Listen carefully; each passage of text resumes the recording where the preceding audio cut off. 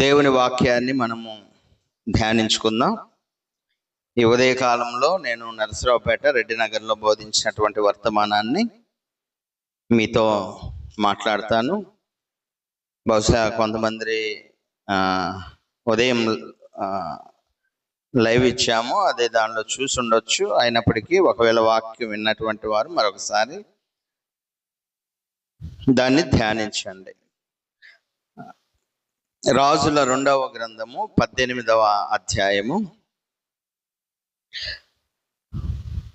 1 నుంచి 7 వచనాలు ఈరోజు మనము ధ్యానించుకుందాం.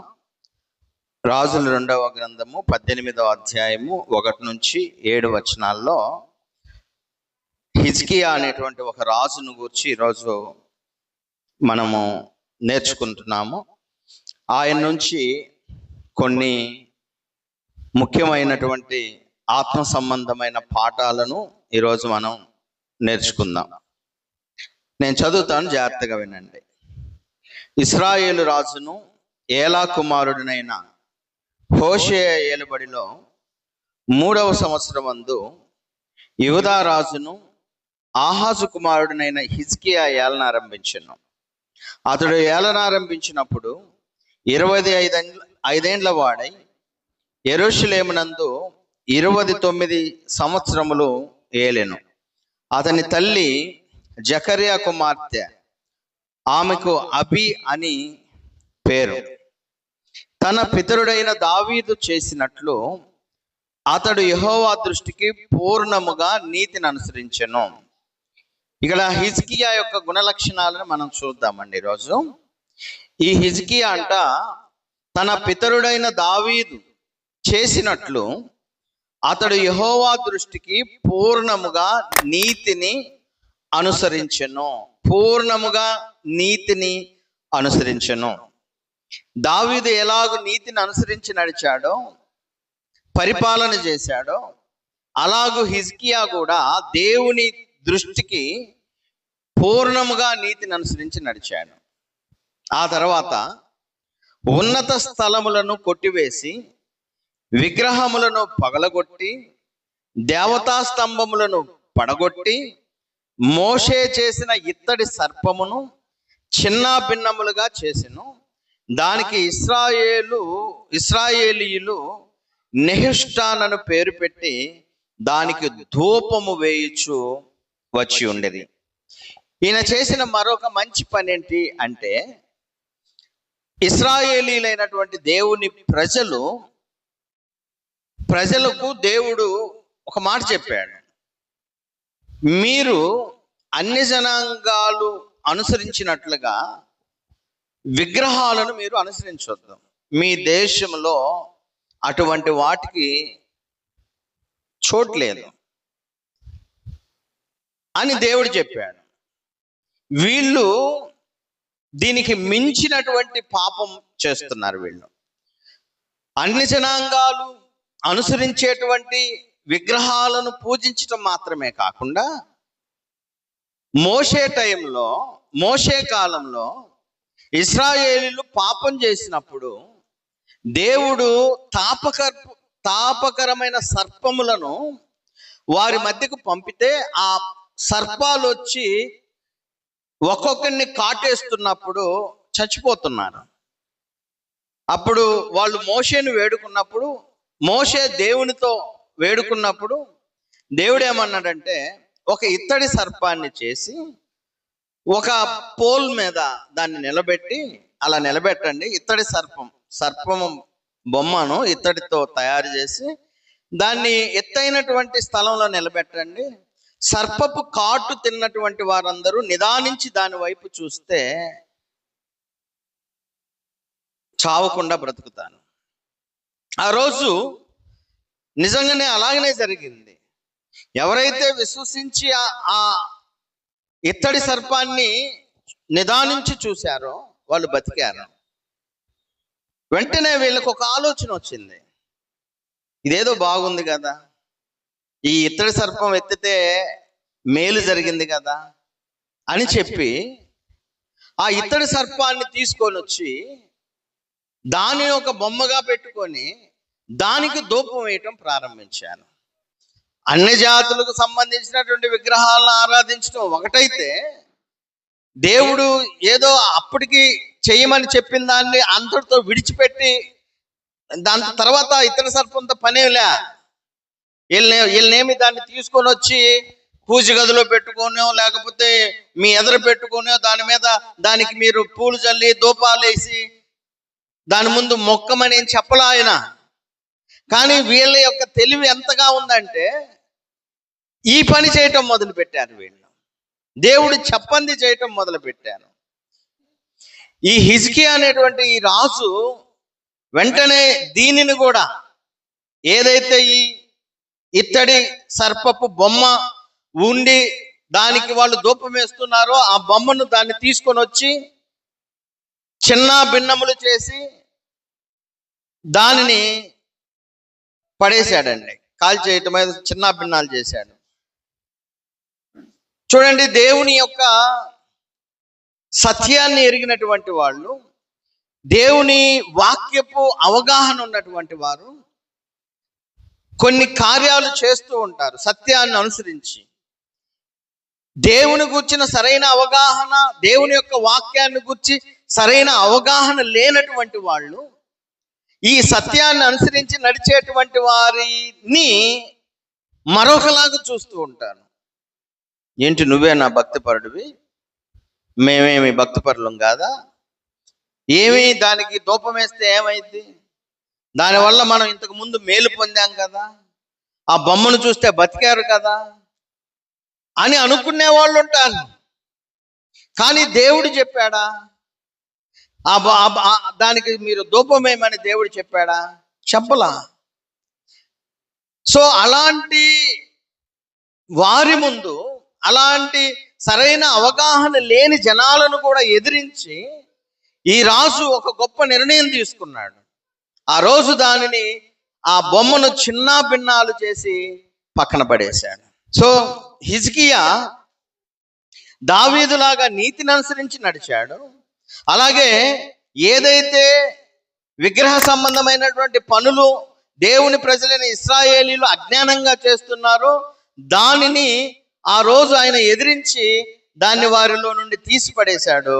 ఆ తర్వాత 3వ వచనాన్ని మీరు చూస్తే 5వ వచనము, అతడు ఇశ్రాయేలీల దేవుడైన యెహోవా యందు విశ్వాసముంచిన వాడు, అతని తర్వాత వచ్చిన యూదా రాజులలోను అతని పూర్వీకులైన రాజులలోను అతనితో సమమైన వాడు ఒక్కడును లేడు.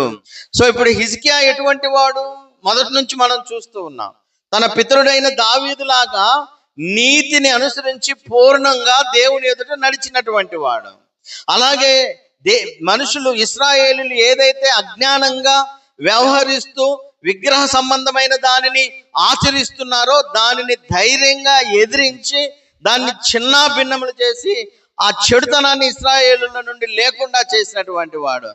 ఆ తరువాత దేవుని యందు తనకున్న విశ్వాసం ఎంత గొప్పదంటే, ఆయన కంటే ముందున్నటువంటి వారు, ఆయన తర్వాత ఉన్నటువంటి యోధా రాజులు అంత విశ్వాసాన్ని దేవుని ఎదుట చూపించలేదు. అంత గొప్ప విశ్వాసం దేవుని ఎడల ఆయన కనపరిచాడు.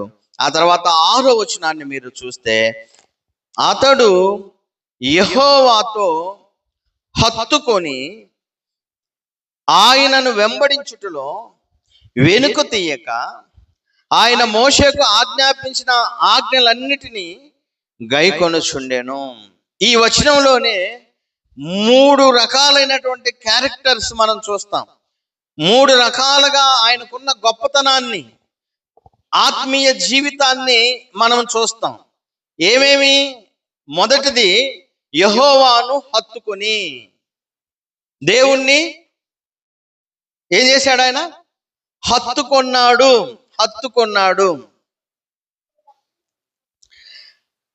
హత్తుకోవటం అంటే, దీన్ని ఒక్కొక్కటి మనం ఆలోచన చేద్దాం. హత్తుకోవటము అంటే స్టిక్ అయి ఉండటము, ఖర్చుకొని ఉండటము, వేరుగా ఉండకపోవటము, ఎల్లప్పుడూ అనుసరించి ఉండటము. బైబిల్ చెబుతుంది, వివాహంలో భార్యాభర్తలను గురించి మాట్లాడుతూ వారిద్దరూ ఏక శరీరులై ఉంటారు. అలాగే పురుషుడు తన తండ్రిని తల్లిని విడిచి తన భార్యను హత్తుకొనును అన్నాడు. హత్తుకొనును అంటే దాని అర్థం ఫిజికల్ అటాచ్మెంట్ అని కాదు. దాని అర్థము ఎల్లప్పుడూ అనుసరించి ఉండటము, ఎప్పుడు ఆనుకొని ఉండటము. అందుకే కదా మనము భార్యాభర్తలైనటువంటి వారు వారి యొక్క వైవాహిక అంటే వారి వివాహం జరగటానికి ముందు కొన్ని ప్రమాణాలు చేస్తుంటారు కదా. వ్యాధిలో, ఆరోగ్యంలో, కలిమిలో, లేమిలో, కష్టంలో, సుఖములో నిన్ను మాత్రమే ప్రేమించి ఇతరులను ఒల్లక నీతోనే కాపురము చేస్తానని ప్రమాణము చేస్తున్నాను అంటారు. నిజంగా అలాగే క్రైస్తవులైనటువంటి అనేక మంది స్త్రీలు, క్రైస్తవుల అయినటువంటి అనేక మంది పురుషులు వారు ఏదైతే తీర్మానాలు చేసుకున్నారో, ఏ ప్రమాణాలైతే దేవుని ముందు చేశారో దానిని వారు కొనసాగించుకుంటూ వచ్చారు. ఇప్పటికి మీరు 70-80 సంవత్సరాలుగా ఉన్నటువంటి ముసలోళ్ళని మీరు చూస్తే వారు ఇప్పటికీ భార్యాభర్తలుగానే కొనసాగుతున్నారు. అంటే అర్థము వారు ఒకరినొకరు హత్తుకొని ఉన్నారు. అంటే వారు ఒకరినొకరు ఎడబాటు అనేది లేదు. జీవితాల్లో ఎన్నో ఒడిదుడుకులు రావచ్చు, ఎన్నో కష్టాలు రావచ్చు, శ్రమలు రావచ్చు, నిందలు రావచ్చు, రోగాలు ఉండొచ్చు, లేకపోతే ఒకరినొకరు అర్థం చేసుకునేటువంటి విషయంలో సరైన అవగాహన లేకపోవచ్చు. అయినప్పటికీ కూడా వాటన్నిటినీ ఎదిరిస్తూ జయిస్తూ 70-80 సంవత్సరాల వరకు ఒక స్త్రీ ఒక పురుషుణ్ణి అంటిపెట్టుకొని ఉందంటే, ఒక పురుషుడు ఒక స్త్రీని అంటిపెట్టుకొని ఉందంటే దాని అర్థము హత్తుకొని ఉండటము. వారి మధ్య ఎడబాటు లేదు. హిజ్కియా ఎవరిని హత్తుకొని ఉన్నాడు? దేవుణ్ణి హత్తుకొని ఉన్నాడు. అంటే ఆయన జీవితంలో ఎన్ని ఒడిదుడుకులైనా రాని, ఆయన రాజుగా ఆయన ఉండి ఆ రాజ్య పరిపాలన చేసేటువంటి సందర్భంలో ఆయన రకరకాలైనటువంటి పనుల్లో మునిగి తేలని ఆయన మాత్రం దేవుణ్ణి మాత్రమే హత్తుకొని ఉన్నాడు. ఆయన్ని అసలు విడిచి పెట్టలేదు, ఏ క్షణము కూడా విడిచిపెట్టలేదు. క్రైస్తవులమైనటువంటి మనము, మన సంగతి ఏంటి? మనము మన దేవుణ్ణి హత్తుకొని ఉన్నామా? హత్తుకొని ఉన్నామా? దేవా, నేను నిన్ను ఎడబాయను, నేను నిన్నెప్పుడు ఎడబాయను. ఒక కుటుంబంలో భార్యాభర్తల మధ్య ఎన్ని ఒడిదుడుకులు వచ్చినా వాళ్ళిద్దరూ చివరికి కడదాకా కలిసి ఈ లోకాన్ని విడుస్తారో, అలాగూ మన జీవితాల్లో కూడా ఎన్ని సమస్యలు వచ్చినా, ఏ పరిస్థితులైనా కానీ హిజ్కియా లాగా మన దేవుణ్ణి మనము హత్తుకొని అలాగే వెంబడిస్తూ పోతున్నామా అని ఆలోచన చేయాలి.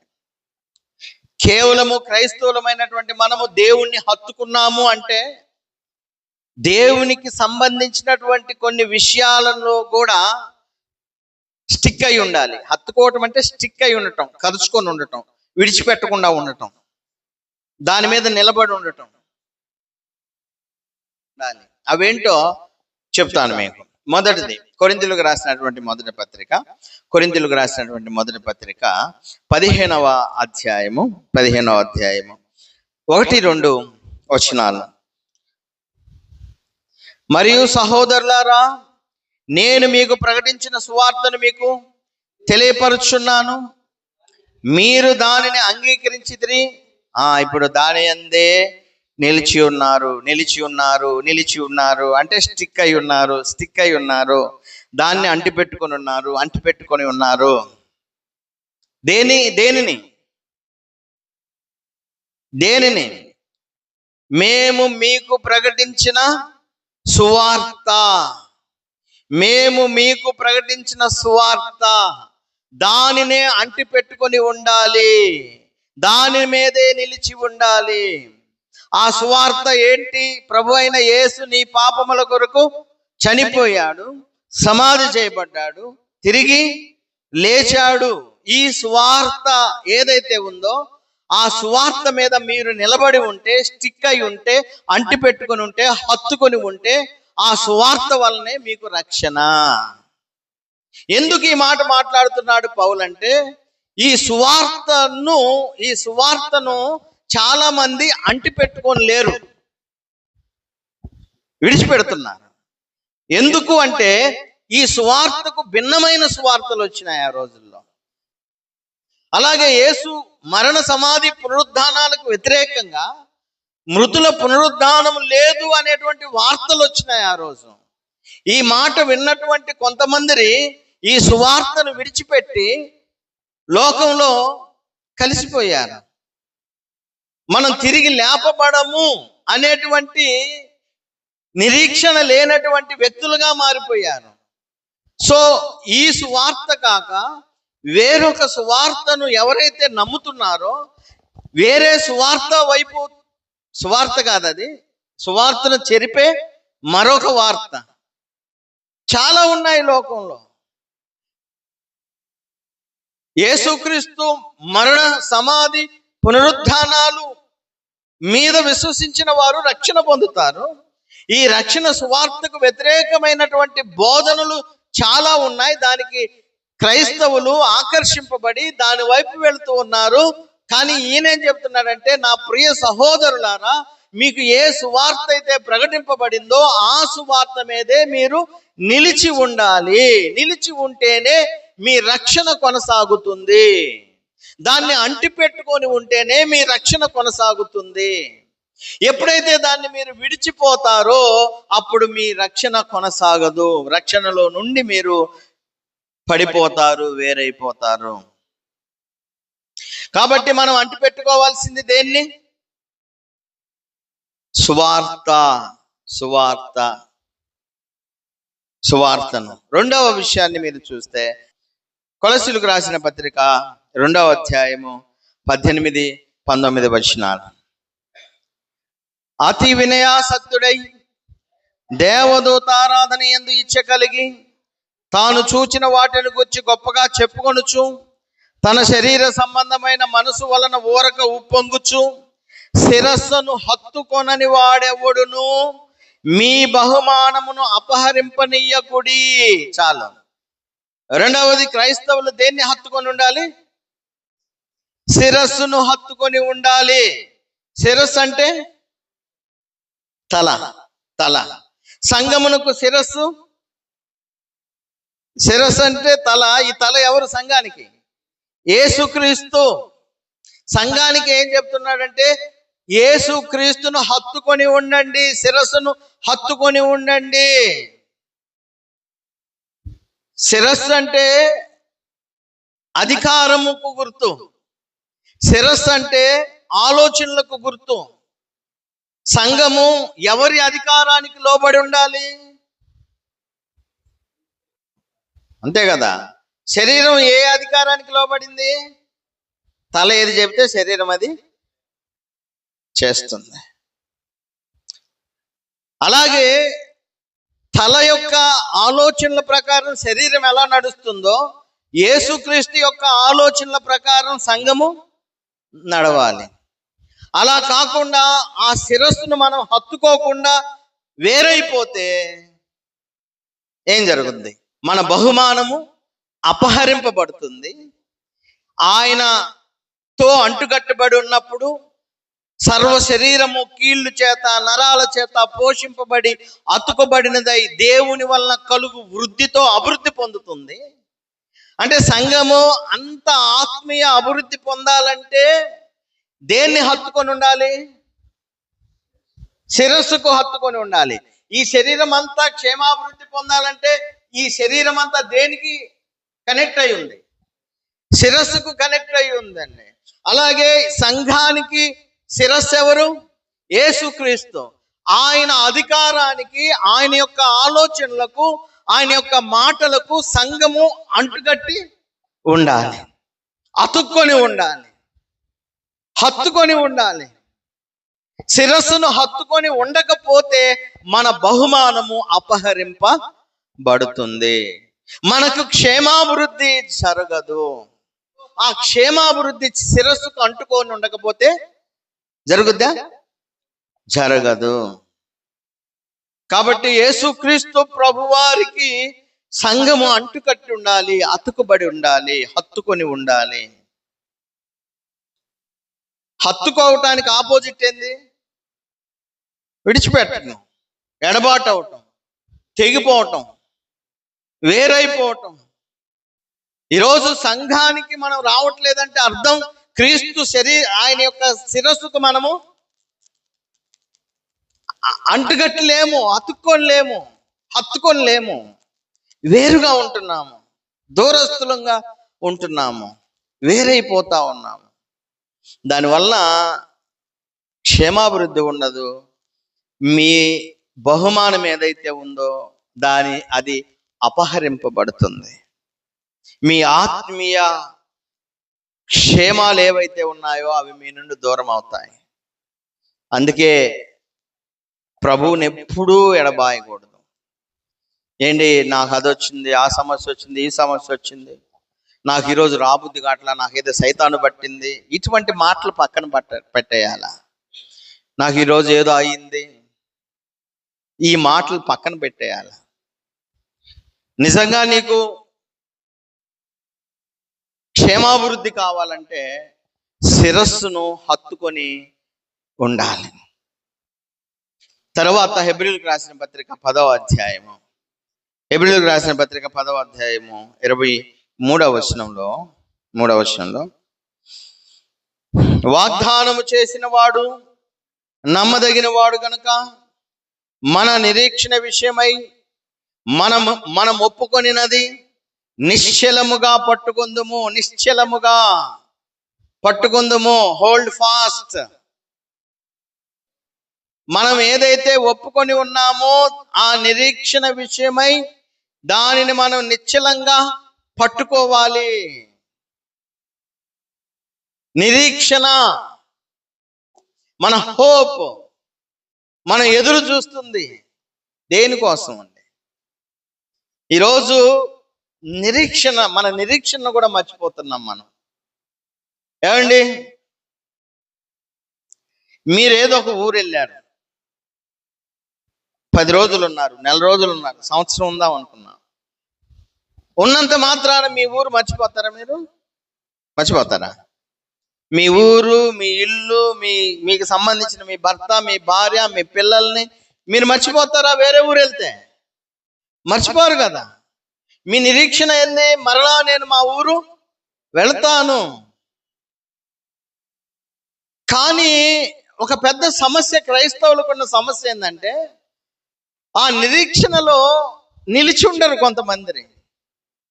ఆ నిరీక్షణను గట్టిగా పట్టుకొని ఉండరు, నిశ్చలంగా వాళ్ళు ఉండరు.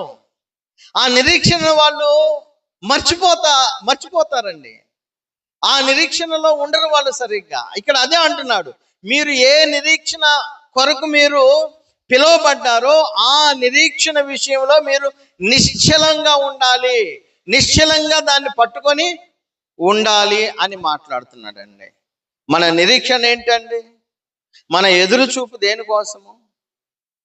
నాకు విమోచన దొరుకుతుంది, నా పాపాలకు నాకు ఇక్కడ క్షమాపణ దొరికింది, ప్రభు అయిన యేసు వారిని లేపిన దేవుడు నన్ను కూడా ఒక రోజున మృతుల్లో నుండి తిరిగి లేపుతాడు, ఈ మృతతుల్యమైన దేహంలో నుండి నాకు విమోచన దొరుకుతుంది.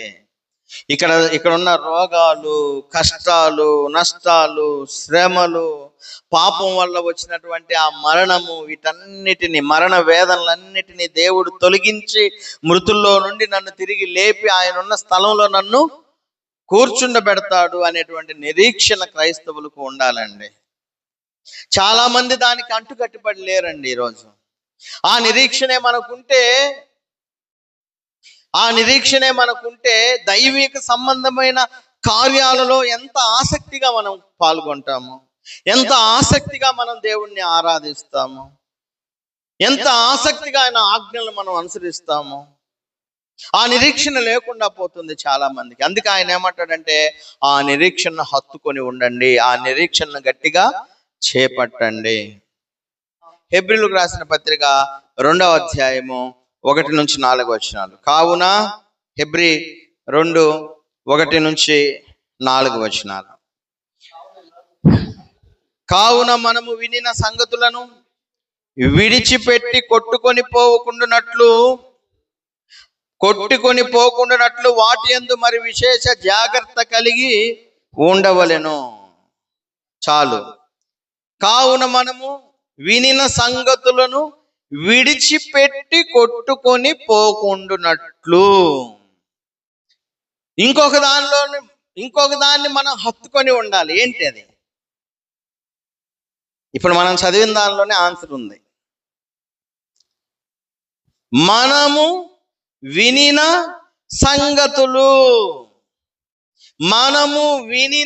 సంగతులను విడిచిపెట్టి కొట్టుకొని పోకూడదు.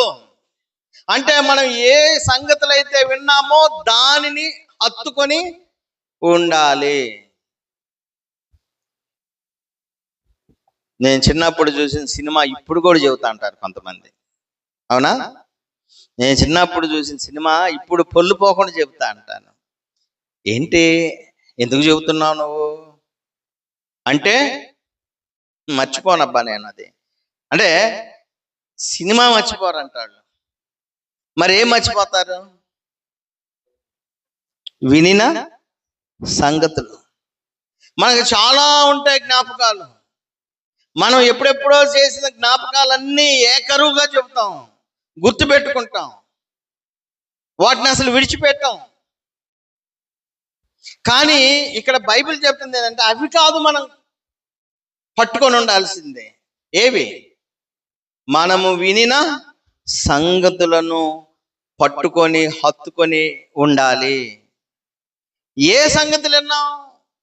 ఎన్నో సంగతులు విన్నాం. రక్షణ సంబంధమైన సంగతులు విన్నాం. అందుకే కింద అంటున్నాడు, దేవదూతల ద్వారా పలకబడిన వాక్యము స్థిరపరచబడినందున ప్రతి అతిక్రమమునకు అవిధేయతకు న్యాయమైన ప్రతిఫలము పొంది ఉండగా, ఇంత గొప్ప రక్షణను మనం నిర్లక్ష్యము చేసిన ఎలాగూ తప్పించుకుందాము. అట్టి రక్షణ ప్రభువు బోధించుట చేత ఆరంభమై దేవుడు తన చిత్తానుసారంగా సూచక్రియలు, మహత్కార్యాలు, నానా విధములైన అద్భుతముల చేతను, వివిధములైన పరిశుద్ధాత్మ వరములను అనుగ్రహించుట చేతను వారితో కూడా సాక్ష్యమిచ్చుచుండగా వినిన వారి చేత మనకు పరచబడెను.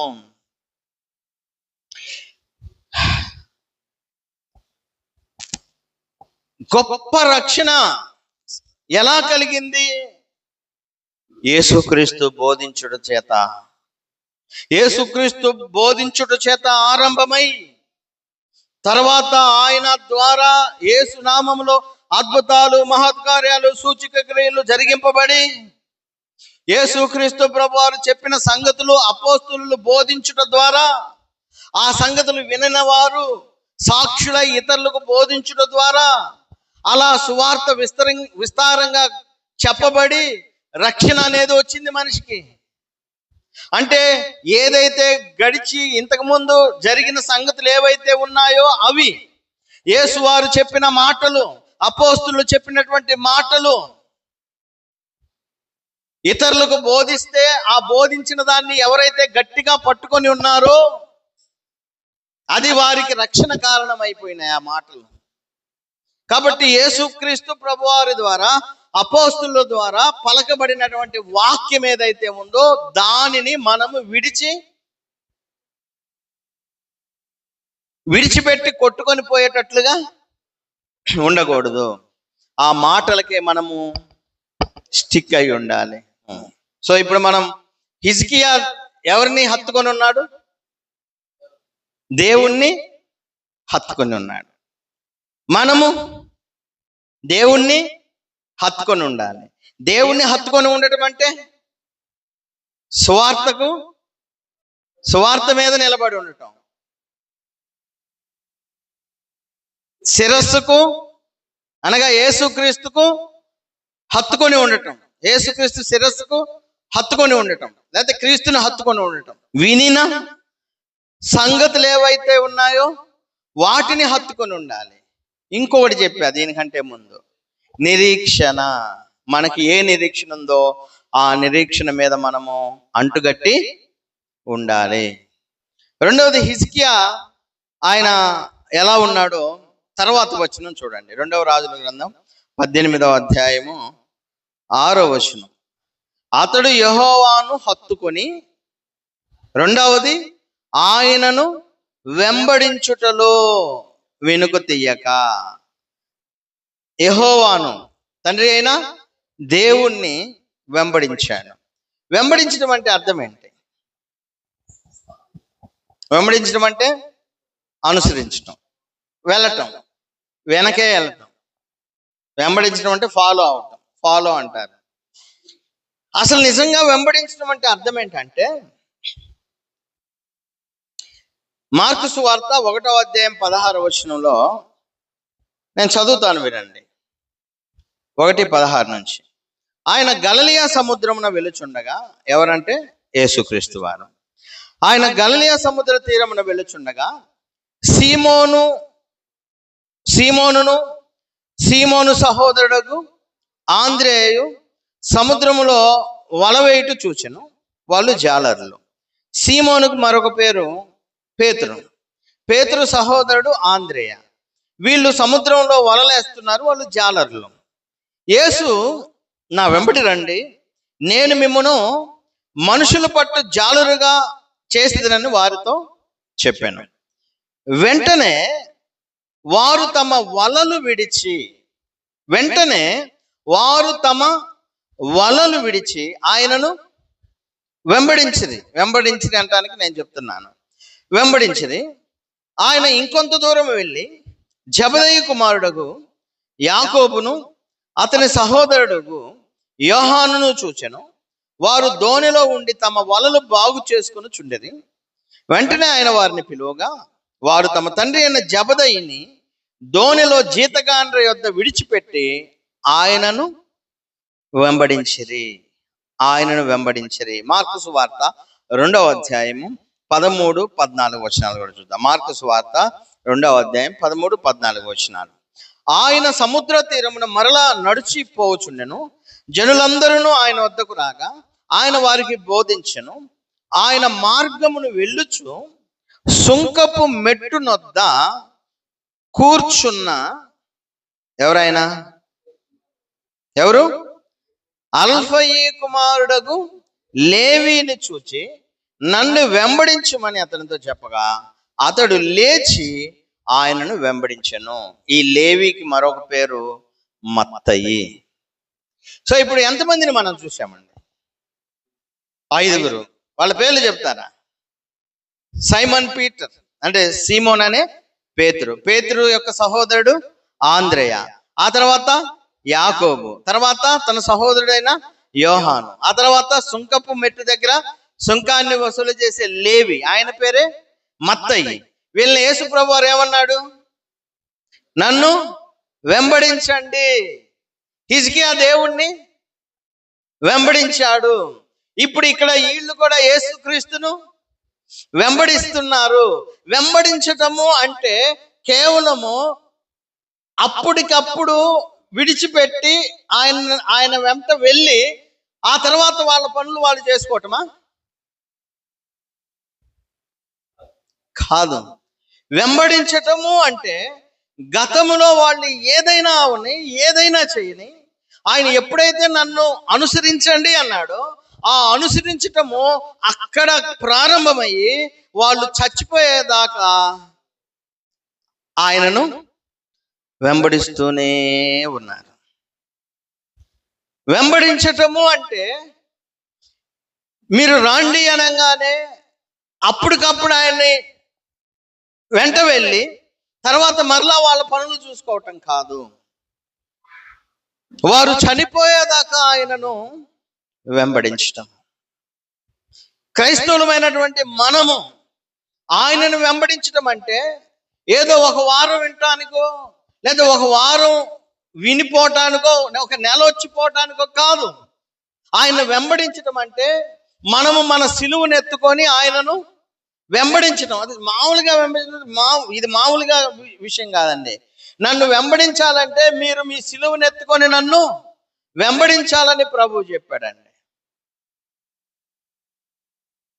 ఆయనను వెంబడించేటువంటి విషయంలో చాలా ఆటంకాలు ఉండొచ్చు, అభ్యంతరాలు ఉండొచ్చు, సమస్యలు ఉండొచ్చు. అవన్నీ కాదు మాకు. మా జీవితము మేము నిర్ణయం తీసుకున్నాము. ఇప్పుడు నిన్ను వెంబడిస్తున్నామని నీ వెంట ఒక్కసారి మేము నడవటం ప్రారంభించామంటే మా జీవితము చచ్చిపోయేదాకా నిన్నే వెంబడిస్తాము. తలకిందులుగా సిలువ వేసేదాకా పేతురు వెంబడించాడు. మత్తయిని హతసాక్షి అయిపోయాడు. మత్తయిని కూడా చంపేశాను, అప్పుడు దాకా వెంబడించాడు. యాకోబును తల నరికారు, అప్పటి వరకు వెంబడించాడు.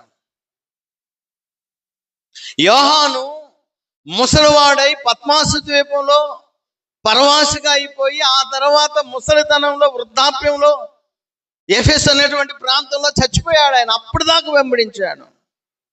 వెంబడించడం అంటే ఒక వారం వెంబడించడం కాదు. వెంబడించడం అంటే ఒక నెల వెంబడించడం కాదు. ఇంకొంతమంది నేను 10 సంవత్సరాలు వెంబడించాను, ఇప్పుడు నేను మానుకున్నానులే అంటారు చాలా మంది.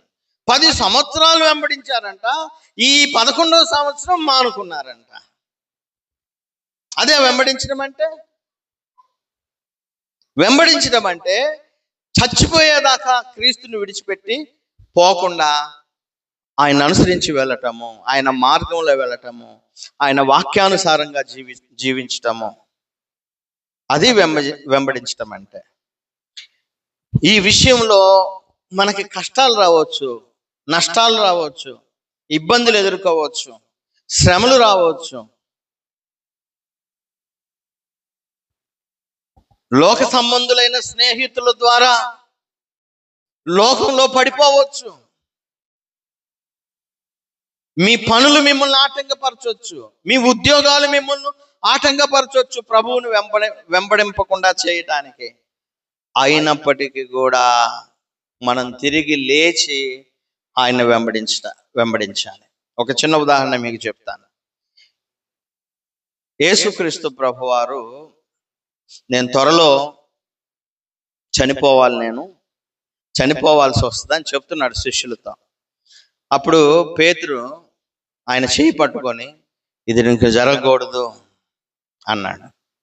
ఇది నీకు జరగకూడదు అంటే యేసువారు అన్నాడు, సాతానా నా వెనుకకు పొమ్ము, సాతానా నా వెనుకకు పొమ్ము అన్నాడు.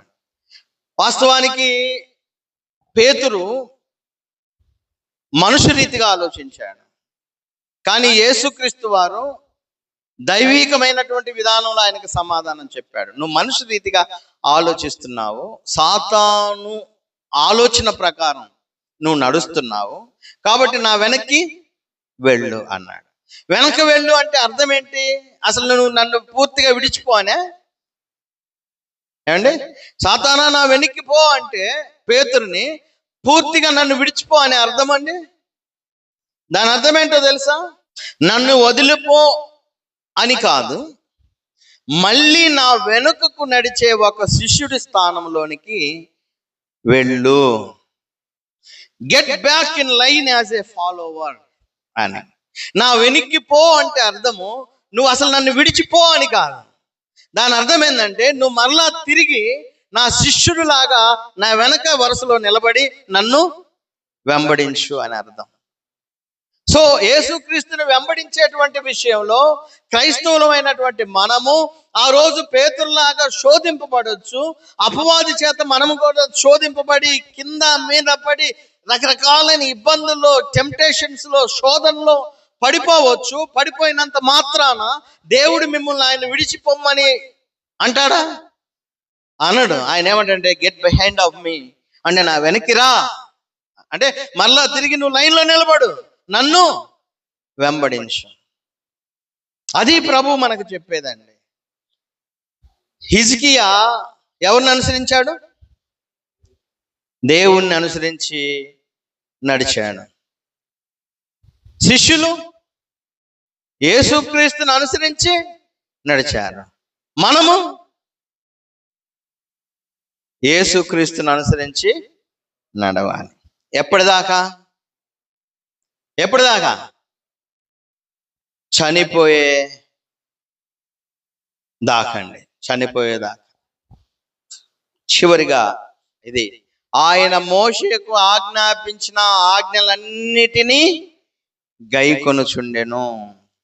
దేవుడు ఆజ్ఞాపించిన ఆజ్ఞలను గైకొనటం అండి ఎంత గొప్ప విషయం అండి. దేవుడు ఆజ్ఞాపించిన ఆజ్ఞలను గైకొనటానికి ఎంత ఆసక్తి చూపించాడు ఈయన. ఈరోజు ఎన్ని ఆజ్ఞలు క్రైస్తవులమైనటువంటి మనకు దేవుడు ఎన్నో ఆజ్ఞలను మన ముందు ఉంచాడు. అది చెయ్యండి, ఇది చెయ్యొద్దు, ఇది చెయ్యండి, ఇలా ఉండండి అని ఎన్ని ఆజ్ఞలు ఇచ్చాడండి. దేవుడు ఇచ్చేటువంటి ఆజ్ఞల పట్ల మనకి తృష్ణ కావాలి. దేవా, ఇగో నువ్వు ఇచ్చిన ఆజ్ఞల్లో నేను ఇది పాటించా, ఇంకొకటి నాకు చెప్పు, ఇంకొకటి నాకు తెలియజేయి, ఇంకొకటి నాకు తెలియజేస్తే నేను నడుస్తా అన్నట్లుగా ఉంటుందా మన ఆలోచన? భక్తులైనటువంటి వారు ఆయన యొక్క ఆజ్ఞల కోసం కనిపెట్టుకొని ఉన్నట్లుగా, ఎదురు చూస్తున్నట్లుగా, ఆశపడుతున్నట్లుగా కీర్తన గ్రంథంలో మనం చూస్తామండి. ఆయన ఆజ్ఞల కోసం ఎదురు చూస్తున్నారు భక్తులు. నువ్వు ఏమి ఆజ్ఞ జారీ చేస్తావో దాన్ని నేను చేస్తాను దేవా. ఈరోజు మనం అలా ఉన్నామా? ఈయన హిజ్కియాలో ఉన్న గొప్పతనం ఏంటంటే ఆజ్ఞలను అనుసరించి నడుచుకున్నాడు, చేశాడు. ఆజ్ఞలను అనుసరించి నడుచుకోవటము. క్రైస్తవులు అయినటువంటి మనం ఆ పని చేయాలి.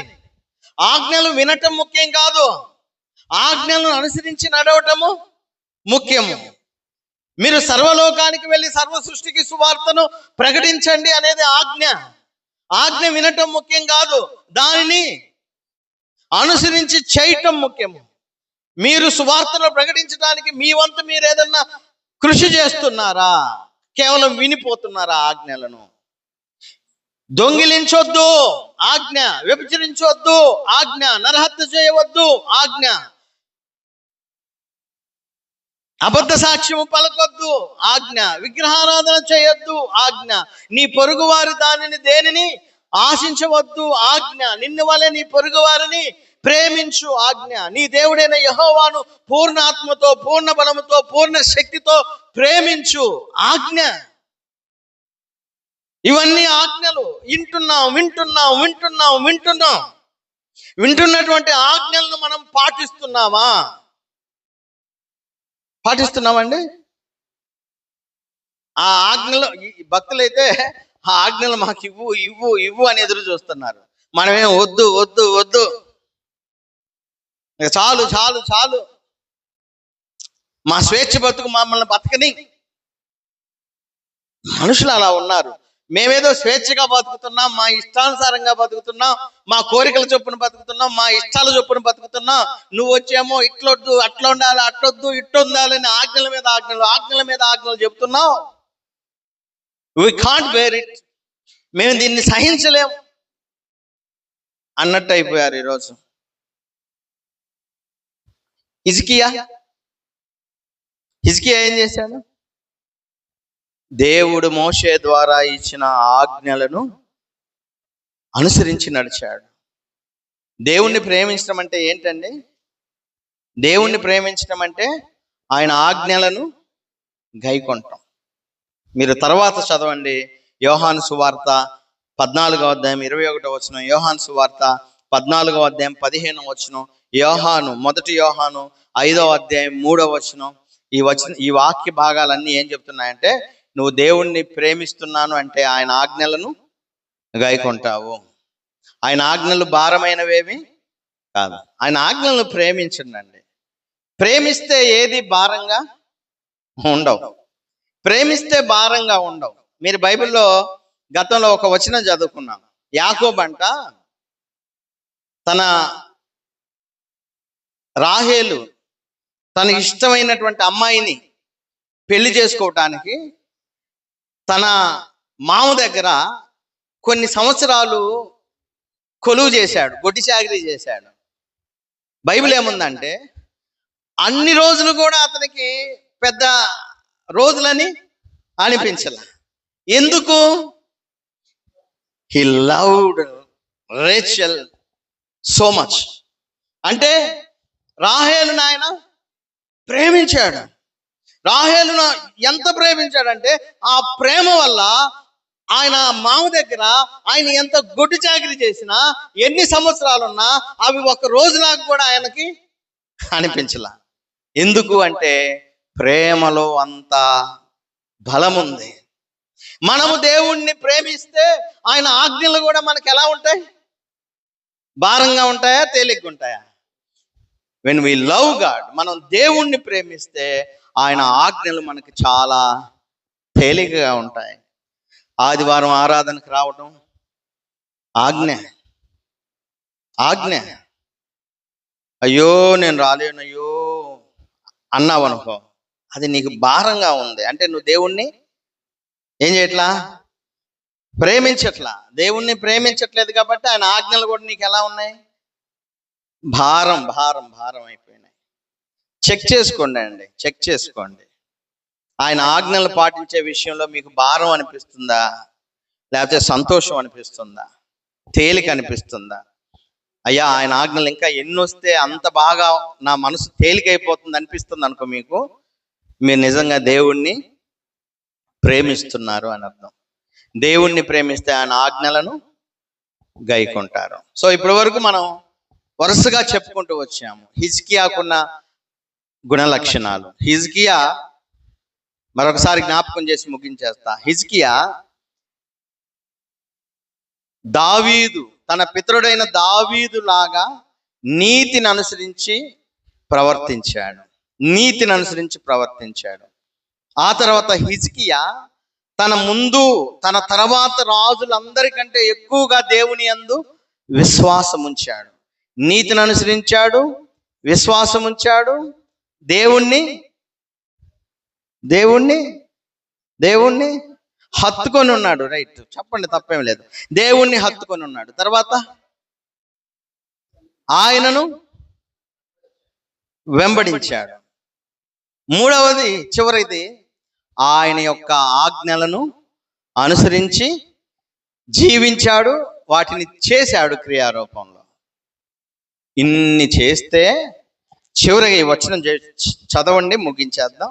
ఈ వచనం చూడండి అండి, 2వ రాజుల గ్రంథం 18వ అధ్యాయం 7వ వచనం చూడండి. ఇదే లాస్ట్ వచనం, 18వ అధ్యాయము 7వ వచనం. 2వ రాజుల గ్రంథము 18వ అధ్యాయం 7వ వచనం చదవండి. కావున, చాలు. కావున అంటే దేనికి కావున? దేనికి కావున? పైన చెప్పాం కదా, హిజ్కియా నీతిని అనుసరించి నడిచాడు, హిజ్కియా విగ్రహారాధనను నిర్మూలించాడు, హిజ్కియా విశ్వాసం ఉంచాడు, హిజ్కియా దేవుణ్ణి హత్తుకొని ఉన్నాడు, హిజ్కియా ఆయన అనుసరించి నడిచాడు, హిజ్కియా ఆయన ఆజ్ఞలను పాటించాడు. కాబట్టి కావున, ఇప్పుడు చదవండి. కావున యెహోవా అతనికి తోడుగా ఉండెను, తాను వెళ్ళిన చోటనెల్లా అతడు జయము పొందెను, అతడు అష్షూరు రాజునకు సేవ చేయకుండా అతని మీద తిరగబడెను. ఈ చూడండి, మనం నిజంగా దేవుణ్ణి అనుసరించి నడిస్తే మేలా కీడా అండి? ఎంత మేలు అంటే దేవుడు అతడికి తోడై ఉన్నాడు. దేవుడే తోడై ఉంటే మనకు విరోధెవడు?